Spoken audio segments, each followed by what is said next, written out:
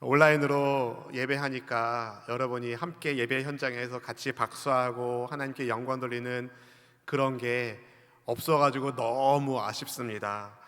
코로나19로 인한 사회적 거리두기 단계가 4단계로 지속되고 있는데요, 2주간 연장되어서 교회 모든 사역이 8월 8일까지 온라인으로 진행되어야 합니다. 여러분 모두가 보고 싶고 또 함께 속히 함께 예배하는 날이 오기를 간절히 소망합니다. 바라기는 비록 몸은 우리가 거리를 두어야 하지만 영으로는 그리스도 예수님 안에서 우리를 하나 되게 하시는 성령 하나님의 은혜가 모두에게 있기를 진심으로 축복합니다. 사랑하는 성도 여러분, 신약성경 로마서 5장 3절 4절은 이렇게 말씀합니다. 같이 읽어보실까요? 다만 이뿐 아니라 우리가 환난 중에도 즐거워하나니 이는 환난은 인내를, 인내는 연단을, 연단은 소망을 이루는 줄 알미로다. 아멘. 환난 중에도 기쁨을 잃지 않았던 초대교회의 성도들처럼 환난은 인내를, 인내는 연단을, 연단은 소망을 이루니 코로나의 어려움 속에서 가정적으로 또 삶적으로 여러 가지 복잡한 문제들이 있음에도 불구하고 환난은 인내를, 인내는 연단을, 연단은 소망을 이루기에 주를 향한 감사와 찬양을 우리가 함께 날마다 고백하는 우리 모두가 되기를 진심으로 축복합니다. 어려움 속에도 찬양하며 감사할 때 하나님의 놀라우신 은혜가 우리 삶 가운데 충만하게 나타날 것을 기대합니다. 함께 입술을 열어 고백하겠습니다. 주를 향한 감사와 찬양을 말로 다 표현할 수 없네. 다만 내 소리 높여 온 마음을 다해 찬양하리라. 할렐루야 할렐루야 할렐루야 할렐루야 어린 양 할렐루야 할렐루야 주의 보혈 덮으사 모든 백성 모든 방언 모든 백성 열방인 모든 영광 모든 존귀 모든 찬양 주께 드리네. 주를 향한 감사와 찬양 주를 향한 감사와 찬양을 말로 다 표현할 수 없네. 우리 입술을 열어 고백합니다.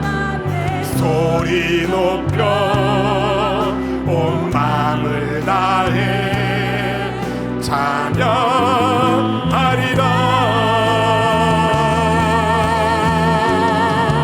할렐루야 할렐루야 할렐루야 어린 양 할렐루야 할렐루야 주의 보혈 덮으사 모든 족속 모든 방언 모든 백성 열방인 모든 영광 모든 존귀 모든 찬양 주께 드리네.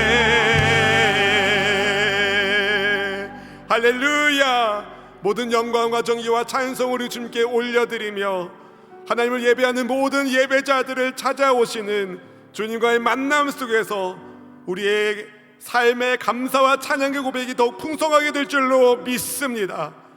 사랑하는 주님, 주의 백성들 한 분 한 분이 있는 처소에서 온라인 영상으로 하나님을 예배하는 이 순간 하나님의 백성들이 있는 곳곳마다 성령 하나님 마음껏 임재하시고 역사하시고 복 내리워 주시옵소서. 야훼 하나님 우리를 지키기를 원하시는 분이시며 은혜 베풀기를 원하시며 복 주시기를 원하시는 선한 분이신 줄로 믿습니다. 어떤 어려움 속에서도 야훼 하나님의 선하심을 맛보아 아는 영적인 체험이 있게 하여 주시옵시고 함께 하시는 주님 안에서 놀라운 기적의 역사가 임하게 하여 주시옵소서. 눈먼 자가 눈을 뜨고 벙어리가 말을 하며 앉은 뱅이가 일어서는 죽은 자가 살아나는 부활의 영광의 역사가 주를 예배하는 가운데 나타나게 하여 주시옵소서. 주님, 이 부족한 종이 감히 하나님의 말씀을 들고 여기 섰습니다.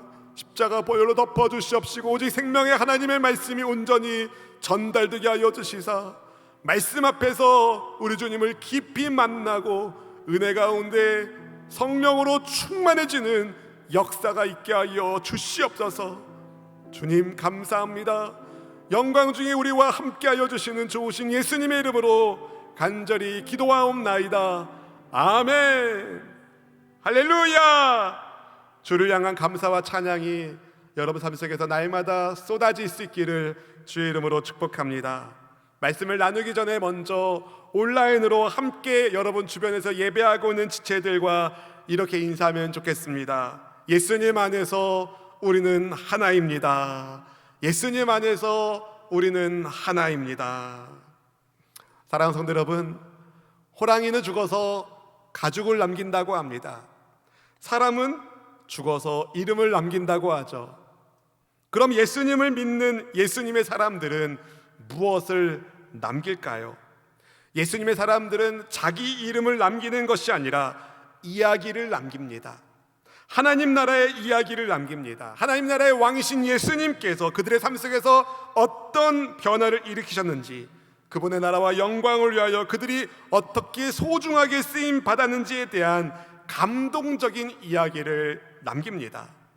오늘 본문에 나오는 엠마오로 가는 두 제자들은 별로 유명한 사람들이 아닙니다. 그렇지만 그들은 예수님의 부활을 증거하는 증인으로 선택받았고 귀하게 쓰임 받습니다. 놀랍게도 누가복음 24장 말씀을 보면 예수님의 부활을 증거하는 증인으로 가장 먼저 언급되는 사람들은 예수님의 무덤을 찾아갔던 여인들이었고, 또 요한복음 19장 25절에서 언급되는 글로바가 본문의 인물과 동일이라면 2번, 그렇지 않다면 성경에 단 한 번 등장하는 글로바와 그리고 이름조차 소개되지 않은 무명의 제자입니다. 무엇을 말해줄까요? 하나님의 부르심은 세상의 유명한 자들에게만 주시는 은혜가 아님을, 누구나 예수님의 부활을 증거하는 증인이 될 수 있다는 것을 주께서 우리에게 알려주시는 것 아니겠습니까? 예수님은 약속하신 말씀대로 십자가에서 죽으신 지 사흘 만에 다시 살아나셨습니다. 주께서 부활하신 그날 새벽에 한 무리의 여인들이 예수님의 시신에 향품을 받으려 무덤을 찾아갔는데, 닫혀있던 무덤 문은 열려 있었고 주님의 시체가 보이지 않아 그들은 근심에 빠지게 됩니다. 그때 천사들이 나타나 왜 살아나신 예수님을 죽은 자 가운데서 찾느냐며 주께서 다시 살아나실 것을 말씀하신 예수님의 말씀을 생각나게 했습니다. 천사의 말을 들은 여인들이 다른 제자를 찾아가 예수님께서 말씀하신 대로 다시 살아나셨다고 전했을 때, 사도들을 비롯한 다른 제자들은 그러나 믿지 않았습니다. 오히려 증거하는 여인들의 말을 허탄한 듯이 생각했습니다. 그날에 예수님의 제자 중에 2사람이 예루살렘에서 엠마오로 가고 있었습니다. 예수님이 부활하신 당일날입니다. 본문에도 나와 있듯이 이 사람들은 예수님께서 다시 살아나셨다는 소문을 분명히 들었습니다. 그럼에도 불구하고 그들은 예루살렘을 떠났습니다. 예루살렘에서 대략 11km쯤 떨어진 엠마오로 가고 있었습니다. 예수님의 부활을 믿지 않은 것입니다.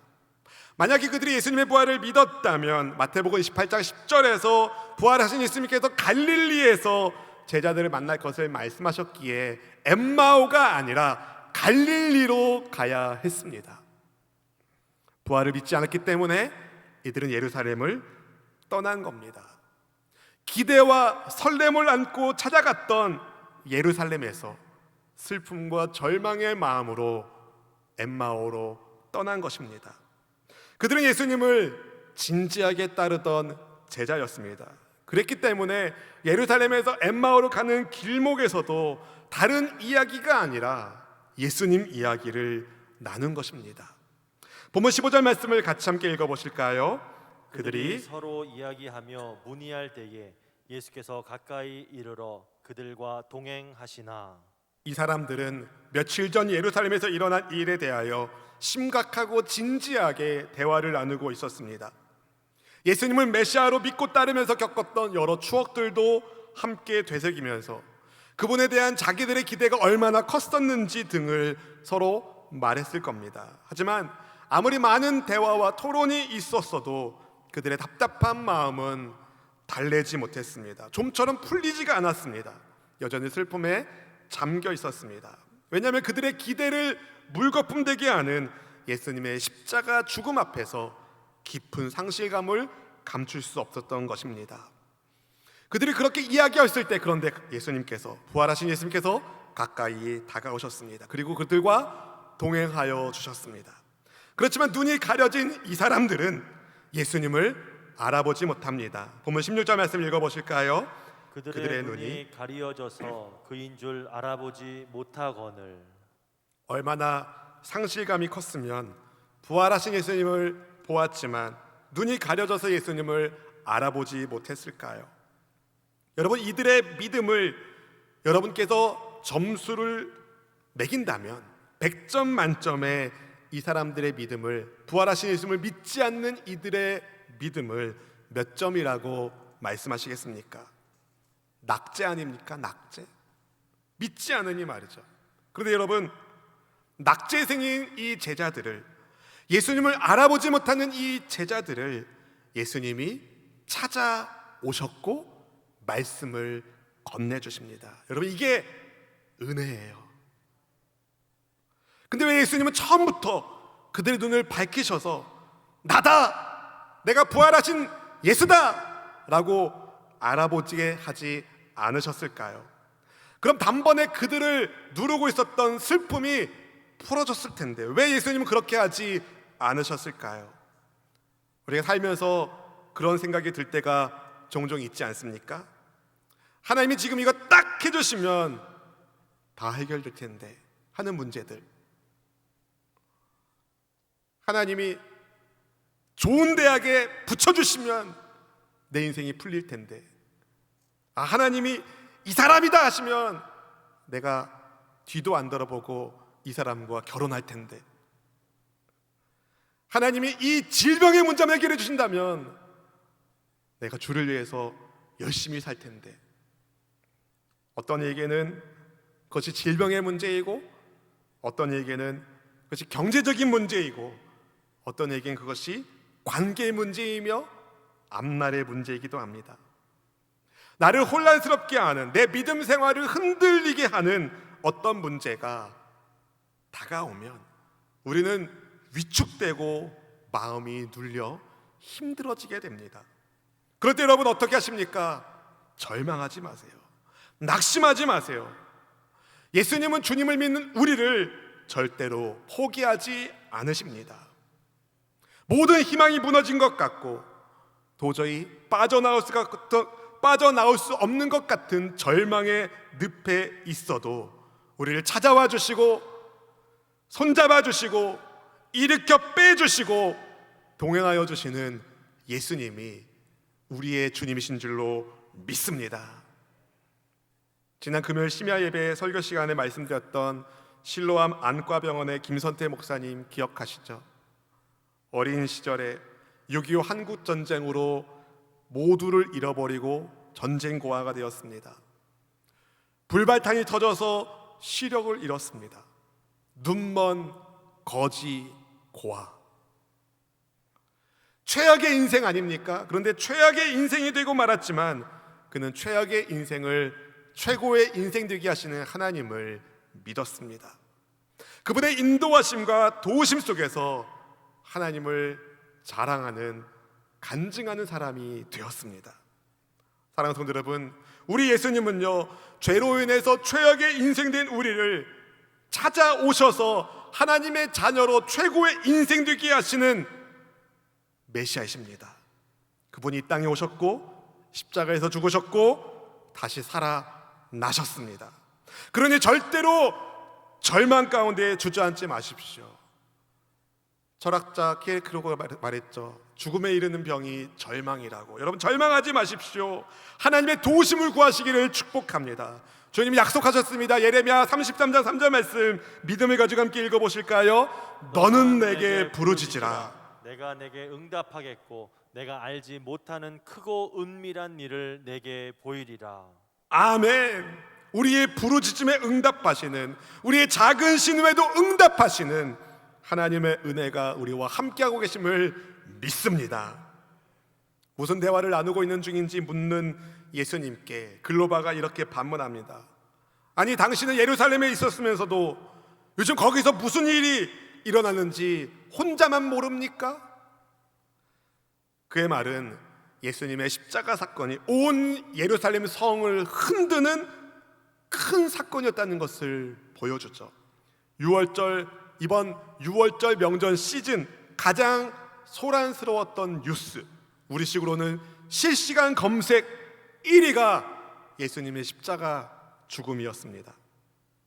글로바는 노상에서 자기들이 나눈 대화가 나사렛 예수에 관한 것이라며, 그분은 하나님과 모든 백성 앞에서 행동과 말에 힘이 있는 선지자이신데, 그런 분을 그런데 자기들의 지도자들, 대제사장들이 사형 선고받게 하고 십자가에 못 박아 죽였다고 설명했습니다.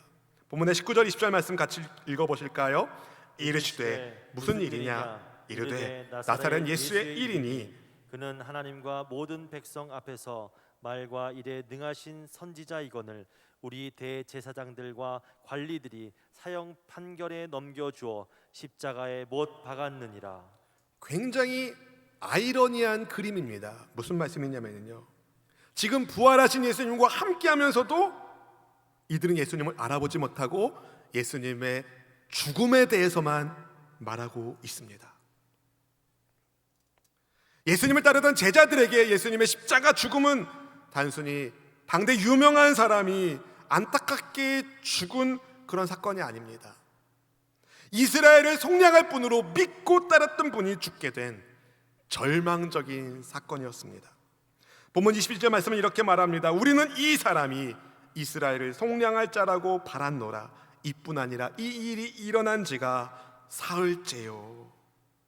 여기서 속량하다라는 단어는요, 구약에서 애굽의 지배 아래 있었던 노예 이스라엘을 하나님이 구원하실 때 썼던 단어입니다. 즉 글로바를 비롯한 예수님의 제자들은요, 주께서 이스라엘을 구원하실 분임을 믿고 있었습니다. 어두운 이스라엘을 새롭게 밝힐 분으로 기대하고 있었습니다. 그럴 만도 합니다. 예수님께서 병자를 고치시고 눈먼 사람 눈 뜨고 앉은뱅이 일어나고 중풍병자 막 고침받고 침상채 들고 일어나고 죽었던 나사로 살아나서 나오니까 배고픈 사람들 그 수천 명 여자와 아이들을 합치면 몇만 명을 배부르게 먹이기도 하시고 귀신들을 막 쫓아내시는 놀라운 기적을 베푸시는 예수님이라면 뭔가 일을 내도 내실 거라는 기대가 있었습니다. 그분의 크신 능력으로 로마를 뒤집고 이스라엘을 독립시켜줄 분으로 생각하고 있었습니다. 그분을 통해서 새롭게 희망 넘치는 시대가 열릴 것을 기대했습니다. 그런데 이스라엘의 구원자로 기대했던 그분이 저주받은 자처럼 나무에 달려 죽은 겁니다. 십자가에서 비참하게 죽은 겁니다. 예수님의 십자가 사건이 해석이 안 돼요. 그것도 자기들의 지도자인 대제사장들과 관리들이 그렇게 했어요. 선지자로 믿었는데, 하나님의 큰 선지자로 믿었는데 예수님에 대한 기대와 희망이 와르르 무너졌습니다. 그렇게 예수님이 허무하게 가실 줄 몰랐기 때문에 예수님에 대한 그들의 기대는 절망이 되고 말았습니다. 사실 예수님의 십자가 죽음은요, 이스라엘 속량하는 하나님의 구원 사역에 꼭 필요했습니다. 예수님은 마귀를 멸하시고 죄의 노예로 사로잡힌 이들을 자유하게 하기 위하여 십자가에서 죽으셨습니다. 그러나 예수님은 죽음에 갇히지 않으시고 다시 살아나셨습니다. 근데 이 사실을 믿지 않는 글로바와 다른 제자들이 그분이 돌아가신 지 벌써 사흘째가 되었다며 낙심하고 있었던 것입니다. 여러분, 예수님의 부활을 믿는 사람들은 3일 만에 주님 다시 살아나셨다는데, 부활을 믿지 않는 사람들은 죽은 지 벌써 사흘째라는 말밖에 할 수가 없는 것이죠. 글로바는 자기들 가운데 어떤 여인들이 새벽에 예수님의 무덤을 찾아갔었는데 그분의 시체를 보지 못했다고, 그가 살아나셨다고 말하는 천사들을 만났다며 이런 이야기를 우리에게 해줬다는 말까지 합니다. 그래서 두어 제자가 무덤에 가봤더니 여자들이 말한 것과 같았다고. 그런데 예수님은 보지 못했다고 말합니다. 본문 24절 말씀 같이 읽어보실까요? 또 우리와 함께 한 자 중에 두어 사람이 무덤에 가 과연 여자들이 말한 바와 같음을 보았으나 예수는 보지 못하였느니라 하거늘. 제자들의 결론이 무엇입니까? 비록 예수님이 부활하셨다는 소문이 들리긴 하지만 소문은 소문일 뿐 부활하신 예수님을 직접 본 적이 없기 때문에 믿을 수 없다였습니다. 사랑하는 성도 여러분, 예수님의 십자가 죽음은 죄의 세력에 묶여 종노릇하는 사람들을 구원하기 위한 하나님의 은혜의 섭리였지만 이것을 몰랐던 제자들은 예수님께서 부활하셨다는 소문조차 뜬구름 잡는 허탄한 이야기로 생각했습니다. 조금이라도 예수님의 부활에 대해서 기대가 있었다면 그날 예루살렘을 떠날 리가 없습니다. 그런데 우리는 예수님의 부활하셨음을 믿습니다. 예수님께서 약속하신 말씀대로 다시 살아나셨음을 믿습니다. 성경이 증언하고 있고 부활하신 예수님을 만나 변화된 예수님의 제자들의 모습이 우리에게 그것을 말해주고 있습니다. 부활하신 예수님을 여러분 믿으십니까? 그런데 왜 얼굴빛이 어두우십니까? 사랑하는 성도 여러분, 부활의 예수님을 믿으면 영안이 열리고 천사의 얼굴처럼 얼굴이 빛나게 되는 줄로 믿습니다. 스데반 집사님처럼 매일 살아계신 주님과 동행함으로 빛나는 주의 자녀가 될 수 있기를 주의 이름으로 축원드립니다. 축원드립니다. 오늘 본문 16절에서 24절까지가 글로바란 제자가 하는 말인데요, 제가 우스갯소리로 글로바가 부활하신 예수님을 알아보지 못한 까닭은 성경을 글로만 봐서 글로바라서 그렇다고 얘기한 적이 있는데요, 안 웃기죠? 여러분 잊지 말라고 말씀드리는 거예요. 글로바는요, 성경은 그냥 글로만 봤어요. 그래서 예수님의 부활에 대한 기대가 없었습니다. 예수님의 십자가 사건이 해석이 되지 않았어요. 16절부터 24절까지 그의 말을 가만히 들여다보면 그는 예수님의 말씀과 사역, 그것을 완성하는 십자가 사건, 그리고 부활의 소망과 같은 예수님의 복음에 대한 모든 지식은 있었습니다. 그런데 그게 꿰어지지가 않았어요. 해석이 되지 않았어요. 각각의 사건들은 다 알고 있지만 해석되지 않았어요. 왜요? 문제는 미련하고 마음에 더디 믿는 믿음의 상태 때문이었습니다. 미련하고 더디 믿는 믿음의 그 마음. 본문 25절 말씀 같이 읽어보실까요? 이르시되 미련하고 선지자들이 말한 모든 것을 마음에 더디 믿는 자들이여. 예수님께서 그들에게 하신 말씀입니다. 예수님의 고난과 부활을 믿지 않는 이들을 주님은 미련하다 말씀하시며 선지자들이 말한 모든 것을 더디 믿는 사람이라고 나무라셨습니다. 당시 제자들은요, 이해할 수 없었습니다. 이 예수님께서 이스라엘의 구원자라면 왜 고난 받으시는지 이해하지 못했어요. 엠마오로 가는 두 제자도 마찬가지였어요. 그들은 예수님의 십자가 죽음 사건으로 인해서 실망했고 슬퍼했고 어리둥절했습니다. 마음이 내려앉아 있는 것이죠. 그런 제자들을 근데 어떻게 하셨어요? 예수님이 찾아오셨고 말씀을 건네주셨고 말씀을 가르쳐 주십니다. 예수님은 그리스도가 고난을 받고 자기 영광에 들어가야 함을 설명해 주시면서 모든 성경에 기록된 그리스도 예수님에 관한 말씀을 자세히 풀어주셨습니다. 본문 26절 27절 말씀 같이 읽어보실까요?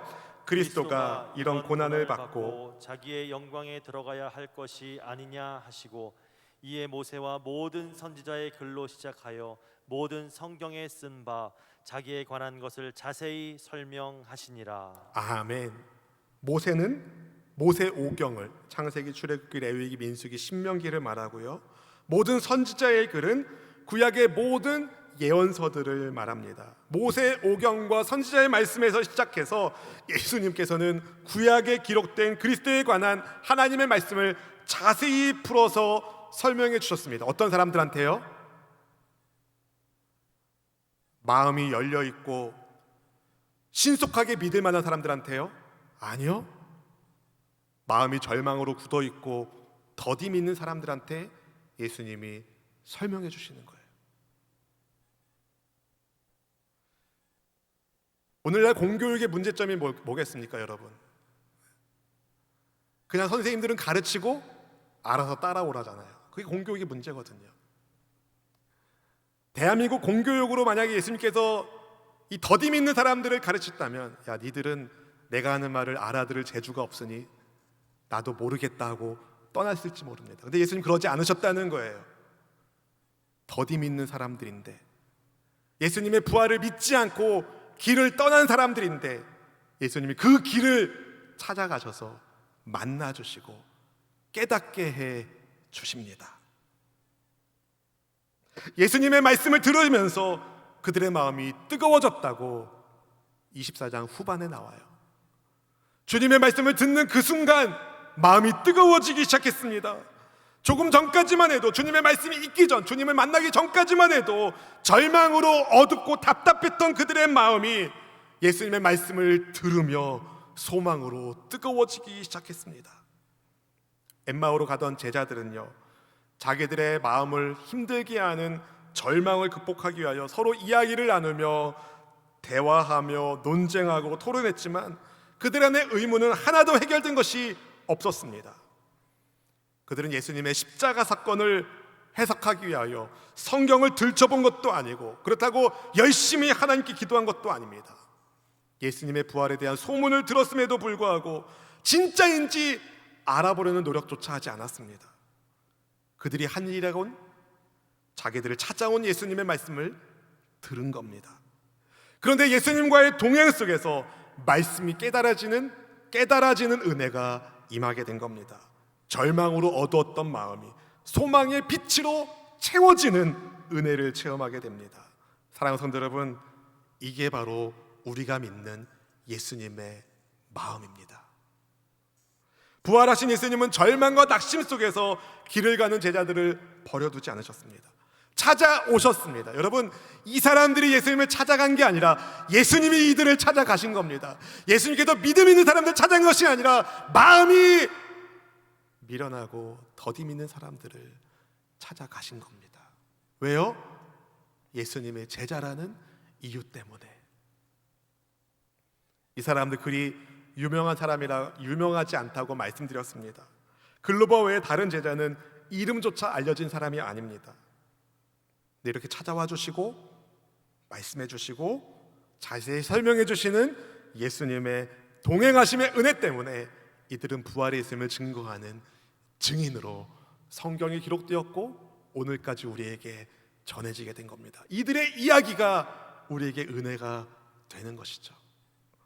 오늘 사랑하는 성도 여러분, 우리의 당황스럽고 절망스러운 삶의 자리에도 예수님을 믿는 우리에게 주님이 찾아와 주셨습니다. 우리가 알지 못하고 느끼지 못할 뿐, 예수님은 여전히 우리와 동행하고 계십니다. 내가 혼자라고 느껴지는 그 어떤 순간에도 주님은 임마누엘, 우리와 함께 하시는 하나님이십니다. 어떤 염려와 근심 때문에 속이 상해 계십니까? 어떤 이해되지 않는, 해석되지 않는 현실의 벽 앞에서 절망하고 계십니까? 사랑하는 성도 여러분, 부활의 예수님이 우리와 함께하고 계심을 붙잡으세요. 그리고 그분의 도우심을 구하세요. 절망의 걸음을 멈추게 하시고 예수님의 말씀에 귀를 기울일 때 그분의 은혜가 우리에게 임하기 시작합니다. 지금, 다음해가 아닙니다. 지금 우리와 함께 하시는, 동행하시는 예수님의 은혜 속에서 슬픈 마음이 변하여 기쁨이 될 겁니다. 슬픔이 변하여 기쁨이 될 겁니다. 절망이 변하여 희망이 될 겁니다. 사랑하는 성도 여러분, 주와 같이 길 가는 놀라운 축복의 인생이 바로 여러분에게, 우리에게 약속된 하나님의 은혜인 것을 잊지 마시고 한 걸음 한 걸음 주 예수님과 함께 믿음의 발걸음을 하실 때 쪼그라든 마음이 아니라 확 펴진 마음으로, 인상 쓰는 얼굴이 아니라 환하게 빛나는 천사의 얼굴로 우리의 삶에 하나님의 은혜가 간증될 수 있기를 주님의 이름으로 축원드립니다. 축원드립니다. 우리 함께 찬송과 고백할까요? 주와 같이 길 가는 것, 주와 같이 길 가는 것 즐거운 일 아닌가. 우리 주님 걸어가신 발자취를 밟겠네. 한 걸음 한 걸음 주 예수와 함께 날마다 날마다 우리 걸어가리. 어린아이 같은 우리 미련하고 약하나 주의 손에 이끌리어 생명길로 가겠. 아멘. 한 걸음 한 걸음 주 예수와 함께 날마다 날마다 우리 걸어가리.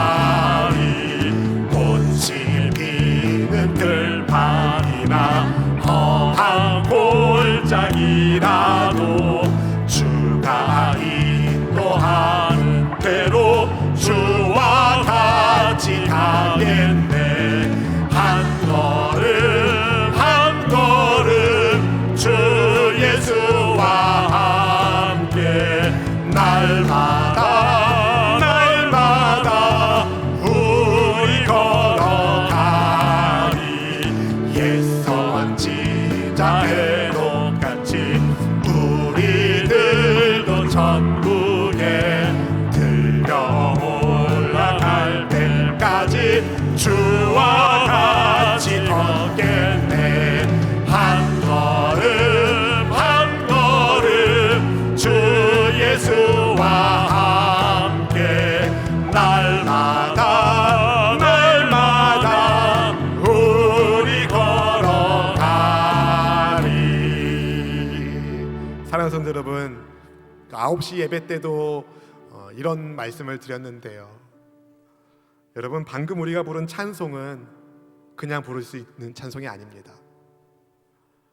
움츠러진 마음으로, 어두운 생각으로 부를 수 있는 찬양이 아니에요. 주와 같이 길 가는데 이게 얼마나 즐거운 일입니까? 여러분, 혹시 온라인으로 예배드리면서 내 마음대로, 정말 내가 생각했던 것대로 우리 가족들이 멋지게 예배드리지 못해가지고 속상한 분이 혹시 계실지 모르겠습니다. 여러분, 먼저 내 안에 예수님의 함께 하심으로 즐거움이 회복되기를 원합니다. 우리 안에 넘치게 하시는 하나님의 기쁨이 고백되기를 원합니다. 한 걸음 한 걸음, 어린아이 같은 우리, 미련하고 약하지만 그런 우리를 주님이 포기하지 않으시고 버리지 않으시고 뒤에 내버려 두지 아니하시고 찾아와 주시고 손잡아 주시고 이끌어 주시는데, 그 길이 생명의 길인데 어떻게 감사와 찬송이 조그맣게 나올 수 있습니까? 아파트에서 사시는 분들은 크게 찬양 부르기 어렵다는 거 압니다. 단독주택에 계신 분들은 정말 크게 찬양 부르길 원합니다. 여러분, 크게 부르지 못해도 우리의 마음은 크게 하나님 앞에 반응하길 원합니다. 내 마음에 오시는 예수님, 어린아이 같은 우리 미련하고 약하지만 주님 손에 이끌리어 생명길로 갑니다라는 이 확신을 가지고 우리 이 절의 찬양을 다시 한번 기쁨으로 찬양하겠습니다.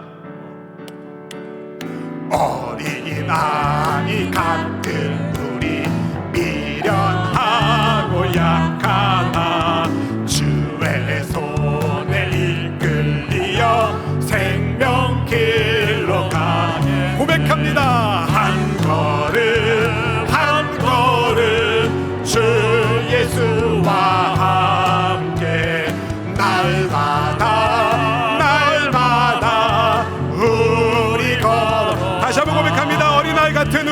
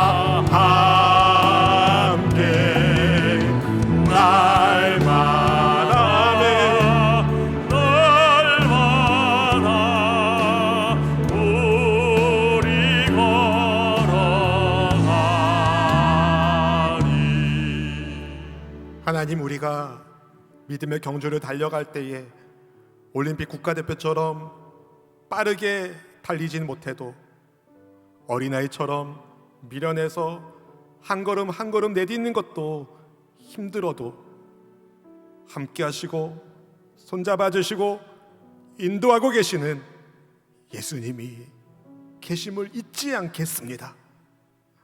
믿음의 길을 걸어가는 순간순간마다 주의 은혜가 아닌 것이 하나도 없음을 고백합니다. 어떤 절망적인 상황 속에서도 우리 주님을 의지하는 우리 모두가 되기를 소망합니다. 우리 시간 같이 합심하여 같이 기도하길 원합니다. 나의 믿음의 발걸음을 붙잡아 주시는 예수님, 주님과 동행하는 우리의 삶을 기쁨으로 받아 주시옵소서. 주여, 한번 우리 간절히 기도하겠습니다. 주여!